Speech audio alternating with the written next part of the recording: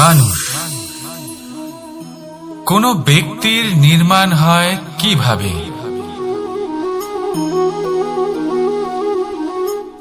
কেউ বলবেন পঞ্চতত্ত্বের দ্বারা, কেউ বলবেন আত্মা, দেহ ও চেতনার দ্বারা, কেউ বলবেন ঈশ্বরের কৃপার দ্বারা, তো কেউ বলবেন এই প্রকৃতির পরীক্ষার দ্বারা। না, মানুষের নির্মাণ হয়ে থাকে বিশ্বাস দ্বারা। ব্যক্তি তখনই গড়ে ওঠেন যখন ব্যক্তিত্ব থাকে, ঠিক কিনা? আর ব্যক্তিত্ব তখনই হবে আর সেরকমই হবে যেরকম বিশ্বাস আপনি নিজের উপরে রাখবেন। যদি আপনি মনে করেন আপনি বিষের ন্যায় হবেন, তাহলে আপনি বিষাক্তই হবেন। যদি আপনি এটা মনে করেন যে আপনি অমৃতের ন্যায় হবেন, তাহলে আপনি অমরই হয়ে যাবেন। যদি আপনি নিজের উপরে বিশ্বাস রাখেন যে আপনি সংসারের সব থেকে উঁচু পর্বতের শিখরে পৌঁছতে পারবেন, তাহলে আপনি অবশ্যই পৌঁছবেন। যদি আপনার এরকম মনে হয় যে আপনি এরকম কখনো করতে পারবেন না, তাহলে এরকম কখনোই হবে না। ভেবে দেখবেন, বিশ্বাসের মধ্যেই বিশ্ব বাস করে থাকে, তো আপনার অস্তিত্ব কেন করবে না? যেমন বিশ্বাস আপনি নিজের উপরে রাখবেন, তেমনই আপনি হয়ে উঠবেন। সেই জন্য নিজের উপরে বিশ্বাস রাখুন, আর হ্যাঁ, ভালোবেসে বলুন রাধা রাধা। শত্রুতা, একজন মানুষ অন্য মানুষের সাথে শত্রুতা করে বসেন। দুজন ঘনিষ্ঠ বন্ধু, এমনও এক সময় আসতে পারে যখন এনারা একে অপরের শত্রু হয়ে ওঠেন।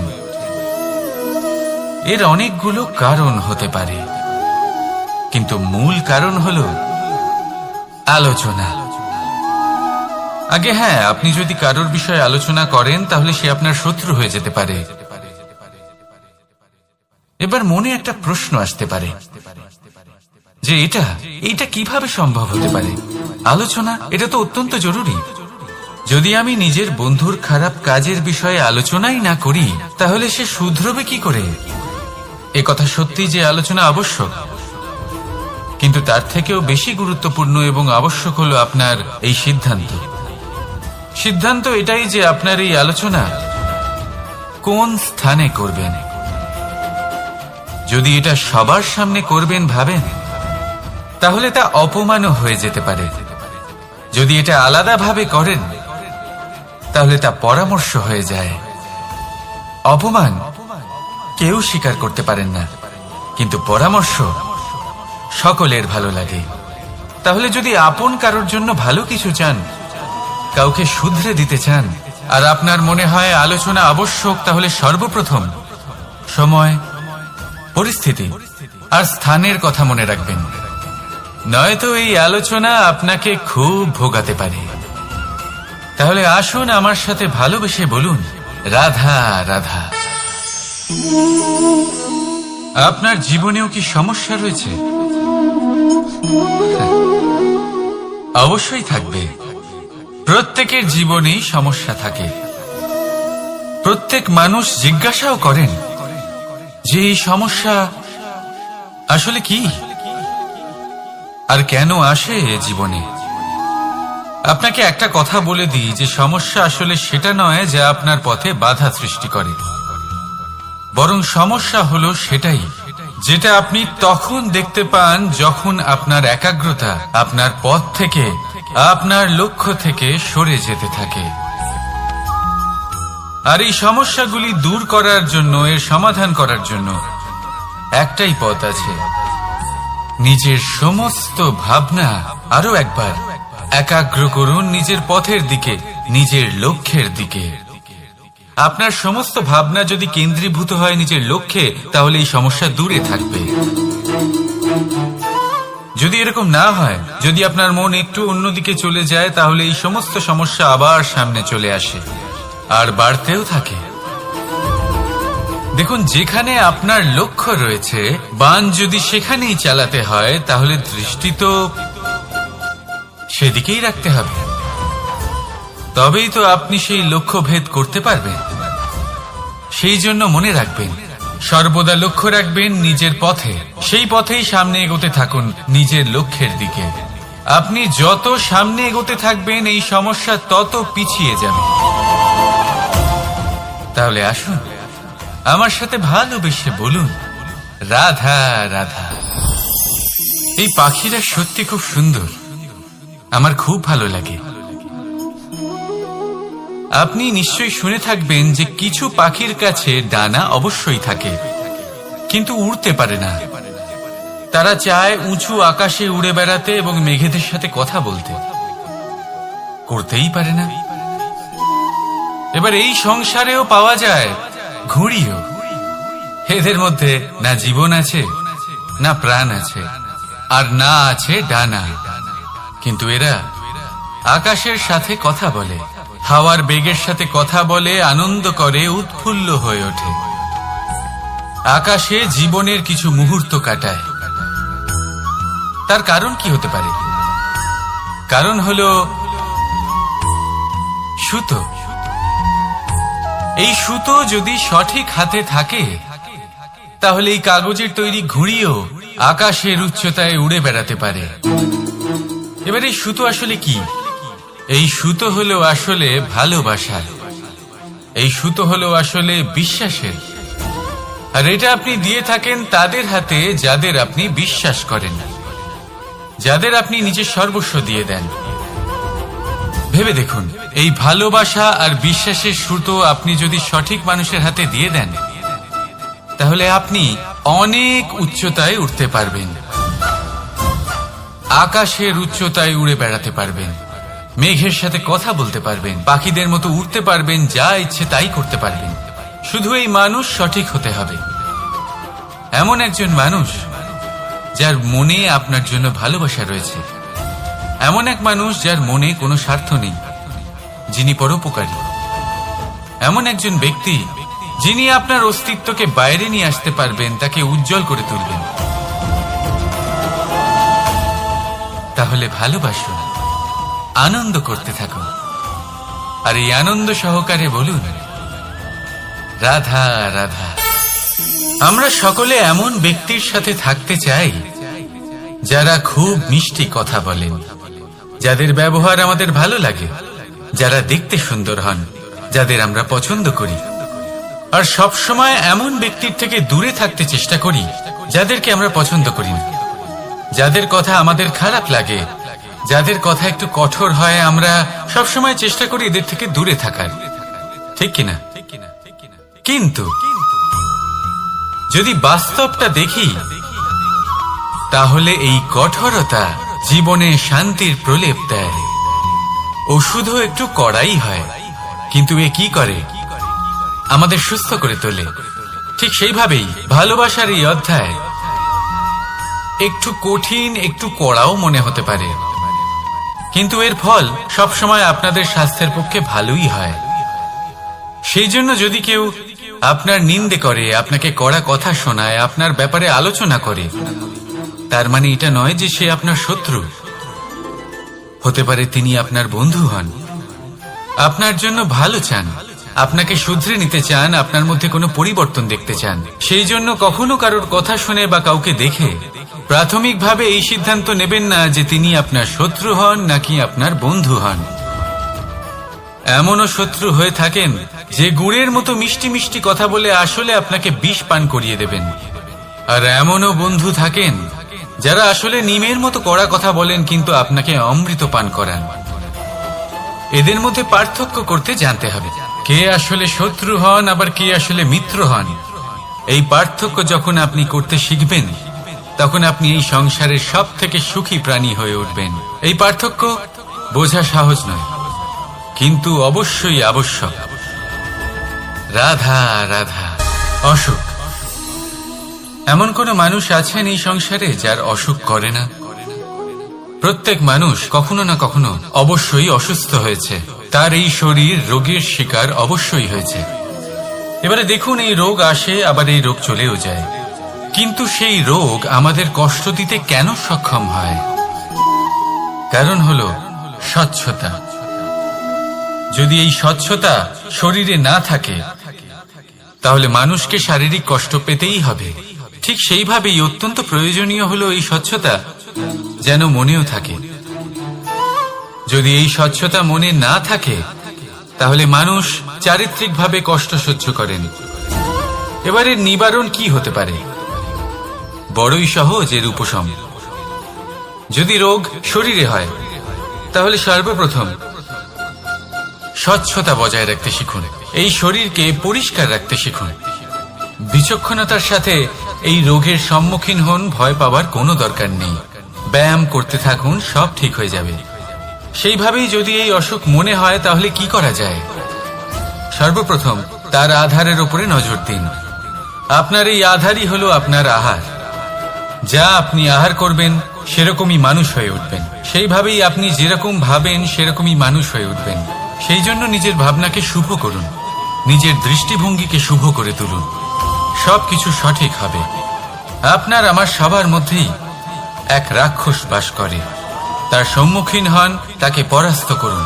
তাহলে এই রোগ সে শরীরেই হোক বা মনের মধ্যে, যদি সঠিক সময় তাকে আটকানো না যায় তাহলে যে কোনো সময় তা মহামারীর রূপ ধারণ করবে। সেই জন্য সাবধানে থাকুন, সুস্থ থাকুন। তাহলে আসুন আমার সাথে ভালোবেসে বলুন, রাধা রাধা। সংসারে সকলের মনে বাসনা থাকে তারা যেন ধন অর্জন করতে পারেন। সবাই তার জন্য চেষ্টাও করেন। একটি অত্যন্ত ছোট শিশুও যখন সে কোনো উপহার পায় তার থেকে সে অবশিষ্ট ধন সঞ্চয় করতে চেষ্টা করে। কারণ আমরা ভাবি যে সংগ্রহ করলে আমরা ধনী হয়ে উঠতে পারবো, ধনবান হয়ে উঠতে পারবো। এবার এটাই কিন্তু গুণের ক্ষেত্রেও প্রযোজ্য। যদি আপনারা জীবনে গুণবান হতে চান তবে সংগ্রহ করার কোনো প্রশ্নই নেই। আপনাকে শুধু সম্পত্তি খরচ করতে হবে। আমি ধনের কথা বলছি না, আমি এই সংসারের সব থেকে মূল্যবান সম্পত্তির কথা বলছি। সেটা হলো সময়।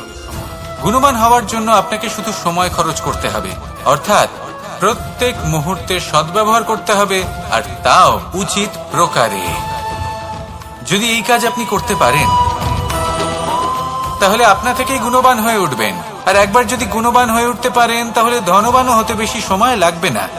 সেই জন্য জীবনে গুণ অর্জন করুন, সময়ের সদ্ব্যবহার করুন, আর আমার সাথে ভালোবেসে বলুন, রাধা রাধা।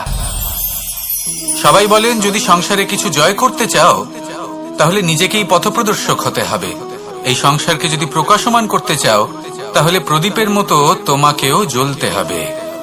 এই কথা অত্যন্ত শ্রেষ্ঠ, কিন্তু প্রদীপের মতো জ্বলার পূর্বে কিছু সাবধানতা অবলম্বন করা প্রয়োজনীয়। কিভাবে? ভেবে দেখুন, চারিদিকে অন্ধকার, আমার প্রকাশের প্রয়োজন। সেই ক্ষেত্রে যদি আমি একটি দীপক প্রজ্বলিত করি তাহলে চারদিক প্রকাশমান হবে, আমার ভালো লাগবে। কিন্তু ধরুন মাথার উপর কড়া রোদ আর তার মাঝে আমি একটি প্রদীপ জ্বালাতে শুরু করলাম, তখন কি হবে? আমি নিজেই বুঝতে পারবো যে আমি মূর্খামি করছি। মাটির প্রদীপ, তেল, প্রচেষ্টা, সময়, এই সব কিছু নষ্ট করছি।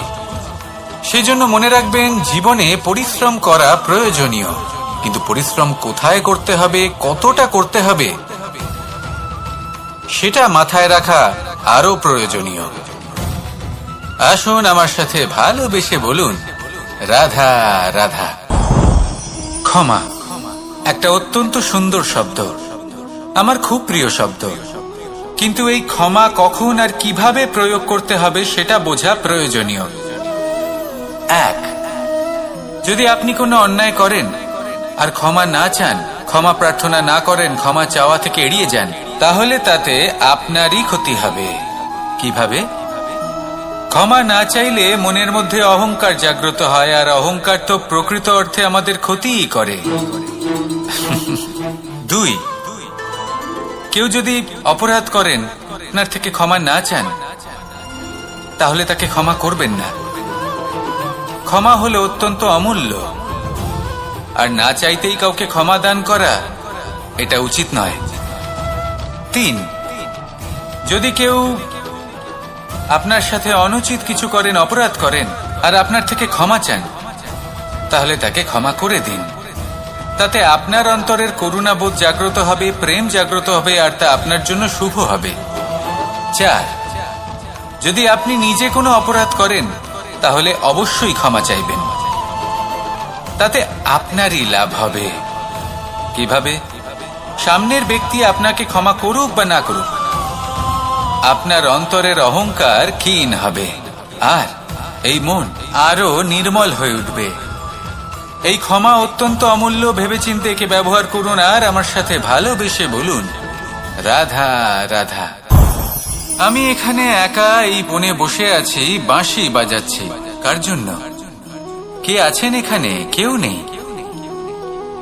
আমার প্রজা, আমার রাজ্য, আমার পরিবার আমার থেকে অনেক দূরে আছেন। আমি এখানে একা এই বনে বসে এই আকাশের এই রঙের, গাছের এই সব ফলের, মাটির সুবাসের আনন্দ উপভোগ করছি। কেন? আমি হলাম দ্বারকাধীশ। এমন কি রাজকীয় বা ভৌতিক সুখ রয়েছে যে আমি ওখানে পেতে পারি না? সবকিছুই পেতে পারি, তাও এখানে বনে একা বসে আছি। কোন সুখ খুঁজে চলেছি? একা থাকার সুখ। আমরা প্রত্যেকদিন অনেক মানুষের সাথে, চিন্তাধারার সাথে, কর্মের সাথে, পরিস্থিতির সাথে, সুখ দুঃখের দ্বারা বেষ্টিত থাকি।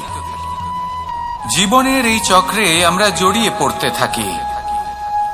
যতই আমরা এই সমস্যার সমাধান করি, আমরা ততই এতে জড়িয়ে পড়ি। আমরা এতটাই জড়িয়ে পড়ি যে যখন আমরা আয়নায় নিজেদের দেখি তখন আমরা নিজেদের চিনতেই পারি না। এমন মনে হয় যেন আমরা নিজেদের হারিয়ে ফেলেছি। সেই জন্য প্রত্যেক দিন আপনি কিছু সময় নিজের সাথে কাটান একান্তে। এটা অত্যন্ত আবশ্যক। নিজের অস্তিত্বের গভীরে গিয়ে দেখতে শিখুন, নিজেকে বুঝুন। অদ্ভুত শান্তির অনুভূতি হবে। যেমন এই বায়ু, এই বৃক্ষ, এই পুষ্প, এই নিসর্গ, এদের মতো আপনিও কখনো একলা হতে শিখুন। কখনো নিসর্গের একটা অংশ হয়ে দেখুন। এই মন প্রসন্ন হয়ে বলবে, রাধা রাধা। বাহ, পুষ্পের সুবাস আমার খুব ভালো লাগে। অত্যন্ত সুন্দর হয় এই পুষ্প। এইভাবে চারিদিকে পুষ্প দেখে মন আনন্দিত হয়ে ওঠে। এবার আপনারা ভেবে দেখুন, আমার চারিদিকে পুষ্প নয়, আগুন আছে। তাহলে কি হবে? আমার শরীর কি জ্বলে যাবে না? অবশ্যই জ্বলবে। শরীরকে কি আগুনের তাপ সহ্য করতে হবে না? অবশ্যই সহ্য করতে হবে। এটাই হলো প্রকৃতির নিয়ম। এই নিয়ম কিন্তু আমরা সবাই জানি, কিন্তু আমাদের মধ্যে বেশিরভাগ মানুষ এই বিভ্রান্তি নিয়ে বাঁচি যে এই যে প্রকৃতির নিয়ম, তা আমার উপর প্রযোজ্য নয়। তা কিন্তু নয়। আমাদের চতুর্দিকে এই যে নিসর্গ রয়েছে, আমরা তার কতটা ক্ষতি করি সেটা একবার ভেবে দেখুন। আমরা বনাঞ্চল জ্বালিয়ে দিই, বায়ু দূষিত করি, জল দূষিত করি, প্রাণীদের হত্যা আমরা করি। কেন? এই নিসর্গ আমরা নষ্ট করি, যদিও আমরা জানি যে আমরাও হলাম এই নিসর্গেরই অংশ। এবার দেখুন, শরীরের কোনো অংশে যদি আগুন ধরান, আস্তে আস্তে সমস্ত শরীরও জ্বলে যাবে। সেইভাবেই নিসর্গ যদি নষ্ট হয়ে যায়, তাহলে মনুষ্য জাতিও নষ্ট হয়ে যাবে। তাই এই যে নিসর্গ আপনি দেখছেন, নিসর্গ থাকে মানুষ থাকবে। যদি নিসর্গ থাকে তাহলেই জীবন থাকবে। আসুন আমার সাথে ভালোবেসে বলুন, রাধা রাধা। ওমা, এ কি? আমি কখন থেকে এখানে অপেক্ষা করছি, হাত পেতে দাঁড়িয়ে রয়েছি যাতে একটা ফল আমার হাতে এসে পড়ে এবং সেটা আমি খেতে পারি। কখন থেকে অপেক্ষা করছি, কিন্তু সেটা হচ্ছেই না। এবার আপনি বলবেন যে এসব কি বলছি, এ কি অদ্ভুত কথা বলছি। যদি ফল খেতে হয় তাহলে আমাকে বৃক্ষে চড়তে হবে, ফলের কাছে পৌঁছতে হবে, তবেই তো ফল পাবো। এবার এটা অত্যন্ত সহজ ব্যাপার, কিন্তু এই বিষয়টা আপনি নিজের জীবনের প্রসঙ্গে ভেবে দেখুন। লক্ষ্য কোথায় আছে আপনি জানেন, সেই লক্ষ্যে পৌঁছানোর পথ কি সেটাও আপনি জানেন, সেই পথে চলার ক্ষমতাও আপনার রয়েছে, কিন্তু তাও আপনি নিজের লক্ষ্য লাভ করতে পারছেন না। কেন? কারণ আপনি অপেক্ষা করছেন যে লক্ষ্য আপনার সামনে চলে আসবে, কিন্তু তা হয় না। লক্ষ্য সে যাই হোক না কেন, ধন হোক, প্রেম হোক, কোনো সম্মান হোক বা মোক্ষ হোক, যদি আপনি তার দিকে অগ্রসর না হন তাহলে ফল প্রাপ্তি অসম্ভব ব্যাপার, তা কোনোদিনই হবে না। সেই জন্য আপনার চোখের সামনে আপনি যদি নিজের লক্ষ্যকে দেখতে পান তাহলে উঠুন এবং সেই দিকে অগ্রসর হতে শুরু করুন। নিজের অন্তরের সকল অশুভ গুণ দূর করুন, অলসতা ত্যাগ করুন, অজ্ঞানতা ত্যাগ করে দিন এবং চলতে থাকুন। অবশ্যই মনোবাঞ্ছিত ফল লাভ করতে পারবেন। মনে রাখবেন, চলতে থাকলে তবেই লক্ষ্য প্রাপ্তি হবে। অপেক্ষার দ্বারা শুধুমাত্র মৃত্যু লাভ হবে। আসুন আমার সাথে ভালোবেসে বলুন, রাধা রাধা। আমি দ্বারকাধীশ এবং আমার সভাতে বিভিন্ন সময় বিভিন্ন ধরনের মানুষ আসেন, নিজেদের দাবি নিয়ে, নিজেদের ইচ্ছে নিয়ে। কখনো কেউ ভোজন চান, আবার কখনো কেউ ওষুধ, কখনো কেউ বস্তু চান, কেউ আবার চান বস্ত্র। কারোর জ্ঞান চাই, কারোর ধন চাই, আবার কারোর বাসস্থান। অনেক সময় আমি এই অনুরোধ, এই ইচ্ছে পূর্ণ করি না।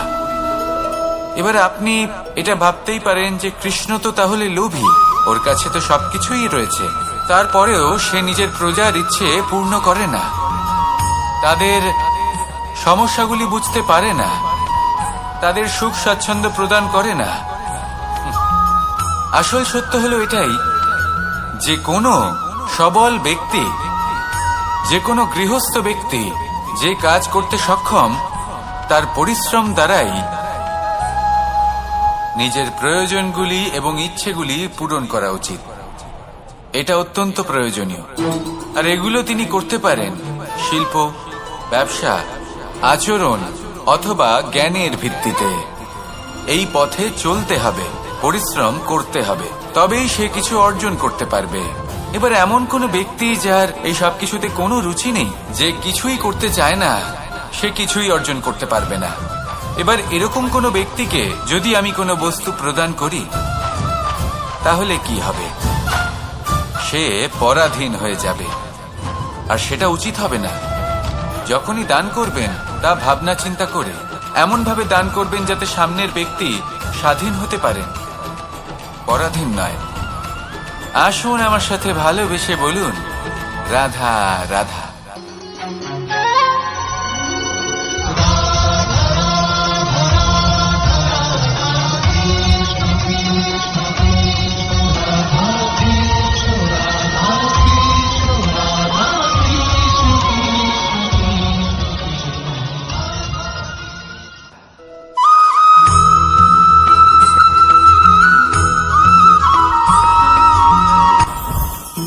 জীবনে কিছু শেখা অত্যন্ত গুরুত্বপূর্ণ। এবার কি কি শিখতে হবে সেই সব শেখানোর জন্য অনেক শিক্ষক রয়েছেন, কিন্তু কি শিখবেন না আর কি করবেন না এটা আমাদের নিজের অভিজ্ঞতা দিয়ে শিখতে হয়। কিন্তু তার মানে এটা নয় যে যদি আপনাকে শিখতে হয় যে আগুনের তাপ কতটা, আপনাকে আগুনের মধ্যে হাত দিতে হবে। না, অন্য কারোর অভিজ্ঞতা দ্বারাও শিখতে পারেন। প্রশ্ন শুধুমাত্র একটাই যে আপনি কি শিখতে চান নাকি চান না।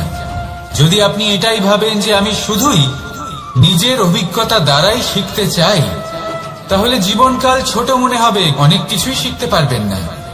তাই নিজের সাথে সাথে বড়দের অভিজ্ঞতার দ্বারাও শেখা শুরু করে দিন। এই সংসারের অভিজ্ঞতা দ্বারা শিখতে শুরু করে দিন। আর এটা নিশ্চিত রূপে শেখা আবশ্যক যে কখন কি করবেন না, কোথায় থামতে হবে আর কোথায় থামবেন না। তাহলে আসুন আর আমার সাথে ভালোবেসে বলুন, রাধা রাধা।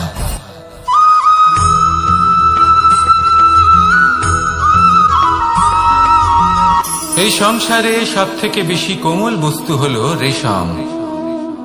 এই রেশম এতটাই কোমল হয় যে এর পুরো একটা থান শুধুমাত্র একটা হাতে ধরা সম্ভব। কখনো ভেবে দেখেছেন এই রেশম কিভাবে হয়? একটি কীট তার লালার দ্বারা উৎপন্ন হয়। এই কীট সেই রেশমকে পাক দিতে থাকে, পাক দিতেই থাকে, দিতেই থাকে, আর আস্তে আস্তে তার মধ্যেই জড়িয়ে পড়ে।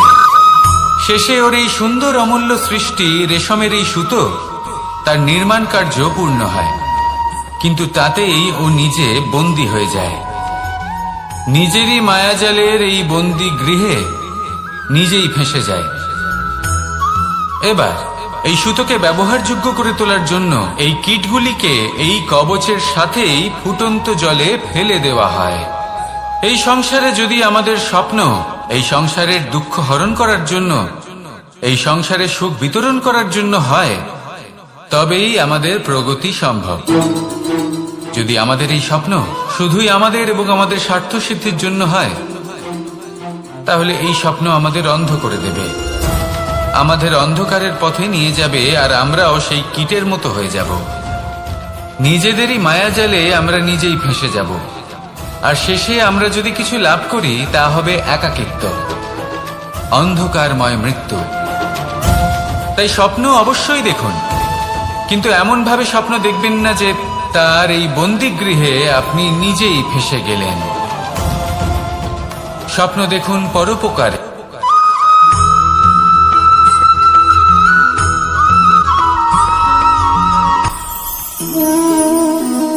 শক্তি এক অত্যন্ত বিচিত্র বস্তু, বা বলতে পারেন অনুভূতি। পিতা সবসময় চান যেন তিনি তার শক্তি পুত্রকে। আসুন আপনাকে সহজে বোঝাই। যদি আপনি সুপাত্র হন আর আপনাকে শক্তি দেওয়া হয়, তাহলে আপনি সেই শক্তির গুরুত্ব বুঝবেন, কোথায় সেই শক্তি প্রয়োগ করা উচিত সেটা বুঝবেন। আর এটা যেহেতু অর্জন করা শক্তি হবে, সেই শক্তির অপব্যবহার হবে না। কিন্তু যদি এই আপনি কুপাত্র হন আর যদি আপনাকে এই শক্তি দেওয়া হয়, তাহলে কি হবে? দেখতে গেলে এই শক্তি আপনি দান হিসেবে পেয়েছেন, তাই না আপনি এই শক্তির গুরুত্ব বুঝবেন, আর না এর প্রয়োগ আপনি জানবেন। তার অপব্যবহার হওয়া সুনিশ্চিত। তাই যদি আপনি কোনো শক্তি অর্জন করতে চান, তাহলে আগে তার যোগ্য হয়ে উঠুন, পুত্র নয় পাত্র হয়ে উঠুন। আর আমার সাথে ভালোবেসে বলুন, রাধা রাধা।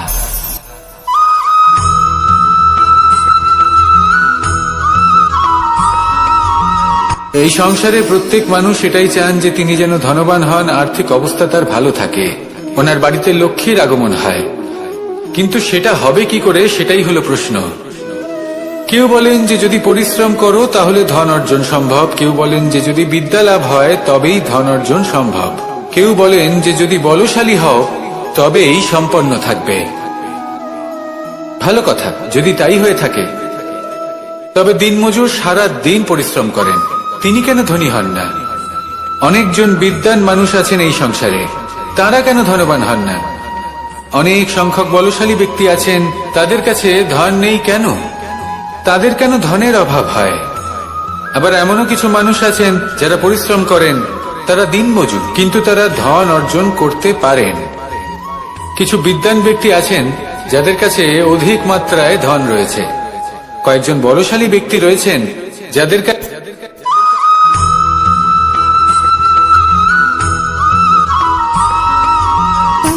সুখ, দুঃখ এবং শক্তি, এই তিন হলো এই সংসারের ত্রিদেবের মতো। আমাদের জীবনে যা কিছু ঘটছে এই তিনটির ভিত্তির উপরেই হচ্ছে। আসলে এই সংসারের একটা নিয়ম আছে, যখনই আপনি কিছু লাভ করেন, এই সংসার আপনার পরীক্ষা নেয়। এটা জানার জন্য আপনার পরীক্ষা নেয় যে আপনি যা কিছুই লাভ করেছেন, আপনি কি আদৌ সেটার যোগ্য কিনা। ঠিক সেইভাবেই এই সুখ, দুঃখ এবং শক্তি আপনার পরীক্ষা নিয়ে থাকে। যখন সুখ আসে তখন সে আপনার পরীক্ষা নেয় যে আপনার মধ্যে অহংবোধ জাগ্রত হয়নি তো। যদি অহংবোধ চলে আসে তাহলে সুখ সেখানেই সঙ্গ ত্যাগ করে। দুঃখ আপনার ধৈর্যের পরীক্ষা নিতে থাকে, আর যদি আপনার মধ্যে ধৈর্য না থাকে তাহলে এটা আপনাকে আরো বেশি দুঃখের গভীর অন্ধকারে ঠেলে দেবে। সেখানে শক্তি পরীক্ষা নেয় আপনার বিনম্রতার। যদি আপনি বিনম্র না হন, তাহলে হয় এই শক্তি আপনার সঙ্গ ত্যাগ করবে, নয় এই শক্তি বিনম্রতার অভাবে আপনার পতনের কারণ হতে পারে। এই সংসারে যে কোনো ব্যক্তি যিনি এই পরীক্ষায় উত্তীর্ণ হয়ে থাকেন, এই জীবনে তিনি সাফল্য লাভ করেন। আসুন আমার সাথে ভালোবেসে বলুন, রাধা রাধা।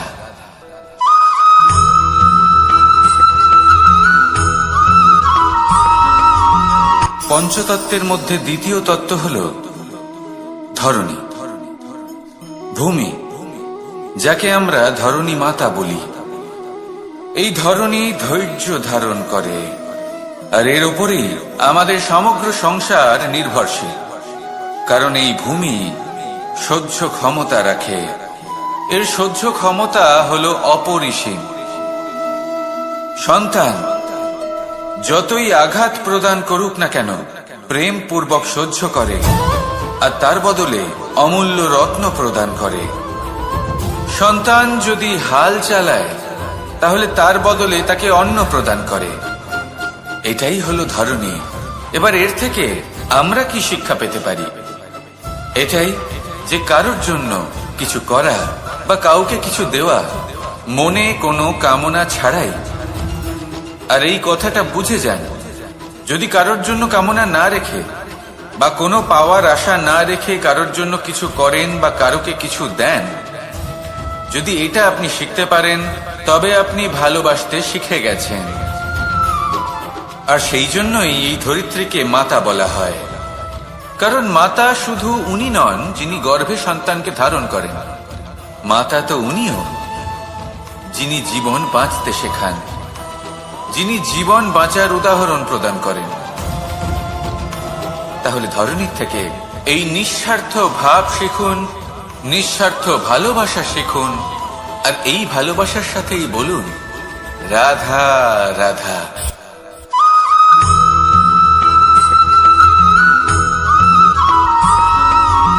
মানুষ জন্মগ্রহণ করে, তার সাথে ভয়েরও জন্ম হয়। ছোটবেলা থেকেই আমাদের মনে কোনো না কোনো প্রকারের ভয় থেকেই যায়। কেউ এই বিষয়ে ভয় পায় যে তার কোনো বস্তু তার থেকে দূরে চলে যাবে, কেউ এই বিষয়ে ভয় পায় যে আমি নিজেকে হারিয়ে ফেলব, কেউ এই ভেবে ভয় পায় যে আমার প্রিয়জনেরা তারা যেন আমার থেকে দূরে না চলে যায়, কেউ এই ভেবে ভয় পায় যে আমরা যেন পথ না হারিয়ে ফেলি, আদি ইত্যাদি। কিন্তু সত্যি কথা বলতে, ভেবে দেখুন এই ভয় বাস্তবে কি? শুধুই একটা মনস্থিতি, আর কিছুই নয়। যা কিছু আপনি জীবনে পেয়েছেন তা একদিন আপনাকে হারাতে হবে। এই জীবন হলো আপনারই, কিন্তু তাও একদিন সমাপ্ত হবে। তাই ভয় পেয়ে কি লাভ? এই ভয় শুধু আপনাকে জীবন যাপন করা থেকে বাধা দিচ্ছে, আর কিচ্ছু নয়। পথ হারিয়ে ফেললেই বুঝতে পারবেন যে নতুন পথ কিভাবে বানাতে হয়। কিছু মানুষকে জীবন থেকে হারালে তবেই আপনি বুঝবেন যে আপনার আপনজনকে। এই ভয়ের কারণে ভীত হয়ে থাকবেন না। এই তারা নক্ষত্র অন্ধকারের অভাবে গুরুত্ব হারায়। শিবকেও মহাদেব হওয়ার জন্য বিষপান করতে হয়েছিল। প্রত্যেক পরিস্থিতি, প্রত্যেক সাফল্য আপনার পরীক্ষা নেবে, তাতে উত্তীর্ণ হওয়া হলো আপনার কর্ম। যখনই আপনি ভয় পাবেন বা সংকটের সম্মুখীন হবেন, তখন সাহসের সাথে তার সম্মুখীন হন। মনে রাখবেন, যে সম্মুখীন হতে জানে, সাফল্য তার সাথে সবসময় থাকে। আসুন আর আমার সাথে ভালোবেসে বলুন, রাধা রাধা।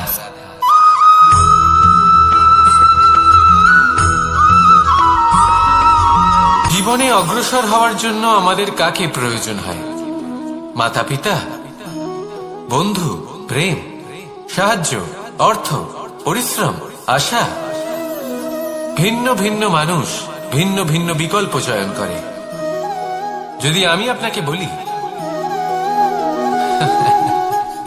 তাহলে জয় আর পরাজয়ের মন্ত্র দুটো শব্দের উপর নির্ভর করে, মেনে নেওয়া আর দৃঢ় হওয়া।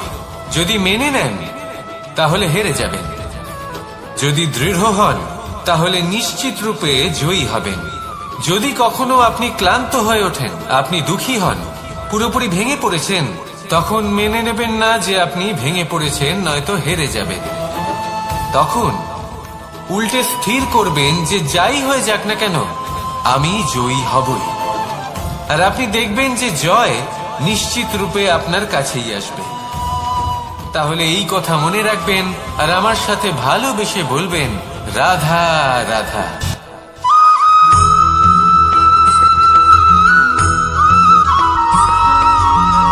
এই সংসারে কোনো বস্তু হোক বা ব্যক্তি হোক, তার একার গুরুত্ব কিন্তু খুব বেশি নয়।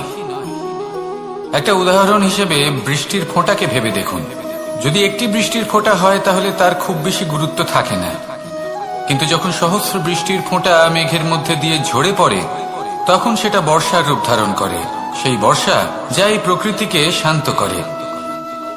সেইভাবেই পাথরের ছোট টুকরো, তার খুব বেশি গুরুত্ব থাকে না, কিন্তু যখন অসংখ্য পাথরের টুকরো একত্রিত হয় তখন তা পর্বতের আকার ধারণ করে। সেইভাবেই কিছু মানুষ যখন একত্রিত হন তখন তৈরি হয় পরিবার, কিছু পরিবার যখন একত্রিত হয় তখন তৈরি হয় সমাজ, যখন অনেক সংখ্যক সমাজ একত্রিত হয় তখন তৈরি হয় রাজ্য। এবার এই রাজ্যের সব থেকে গুরুত্বপূর্ণ ব্যক্তি হতে পারেন রাজা, কিন্তু তাও সেই রাজা একা কিছু করতে পারেন না। যুদ্ধ লড়ার সময় তারও নিজের সৈন্যদলকে প্রয়োজন পড়ে। কিন্তু এই সংসারে এমন একজন ব্যক্তি আছেন যিনি একাই সব কাজ করতে থাকেন, এবং সেই ব্যক্তি হলেন মা। আমাদের জীবনে একজন পিতার ভূমিকা কিন্তু নিঃসন্দেহে অমূল্য, কিন্তু আমাদের সকলের জীবনে যে ভূমিকা একজন মায়ের তা অন্য কারোর থাকে না। একজন মা একাই সন্তানকে বড় করতে পারেন, সংস্কারী করে তুলতে পারেন, তার জন্য পরিশ্রম করেন। আর এত কিছু কাজ করার পরেও তার কাজের জন্য তিনি প্রশংসা অবশ্য পান না। উল্টে যদি সেই সন্তান অনুচিত পথে চালিত হয়, অনুচিত কর্ম করে, তখন সেই মাকেই অপবাদের পাত্র হয়ে উঠতে হয়। আমাদের জীবনে মায়ের যোগদান কতটা সেটা বুঝুন। আপনাকে বড় করে তোলার জন্য উনি কতটা পরিশ্রম করেছেন সেটা বুঝুন। আজ থেকে, এখন থেকে, এই মুহূর্ত থেকে মাকে সম্মান করতে শিখুন। যখন সময় পাবেন, যখন সুযোগ হবে, তখন তার প্রশংসা করুন, ওনারও ভালো লাগবে। আর মায়ের এই মমতার জন্য, তার এই ভূমিকার জন্য আসুন সবাই মিলে আমরা তাকে প্রণাম করি, আর সকলে মিলে ভালোবেসে বলি, রাধা রাধা।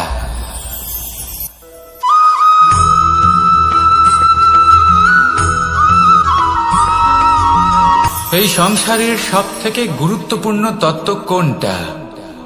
প্রথম হলো সময়। জন্ম থেকে মৃত্যু পর্যন্ত এই যে সময়, এটাই তো হলো জীবন। দ্বিতীয় হলো জীবন, যাতে আমরা সময়ের সদ্ব্যবহার করি, শ্রেষ্ঠ থেকে শ্রেষ্ঠতর কাজ করার চেষ্টা করি। বহু বছরের এই পরম্পরা, এই সংস্কৃতিকে এগিয়ে নিয়ে যাওয়ার চেষ্টা করি। এই সংসারে আমরা অংশগ্রহণ করতে চেষ্টা করি। তৃতীয় হলো ধন, সেই ধন যা প্রত্যেক ব্যক্তি অর্জন করতে চেষ্টা করেন। এবার এই তিনটি তত্ত্বের মধ্যে একটা সামঞ্জস্য আছে, সমান ব্যাপার আছে। সে ধনই হোক বা সময় হোক বা হোক জীবন। আর সেই সমান ব্যাপার হলো যে যদি আপনি এটা গণনা করতে থাকেন তাহলে তা কমতে থাকে, যদি আপনি এটা ব্যবহার করেন তাহলে তা বাড়তে থাকে। একে সংগঠিত করে রাখতে চেষ্টা করলে এ হাত থেকে ফসকে যায়, কিন্তু যদি আপনি একে সামলে রাখতে শিখে যান তাহলে এমন কাজ করবেন যাতে সংসারের সাথে সাথে পরবর্তী প্রজন্ম লাভবান হবে।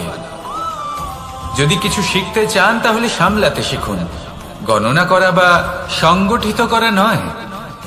আসুন আর আমার সাথে ভালোবেসে বলুন, রাধা রাধা।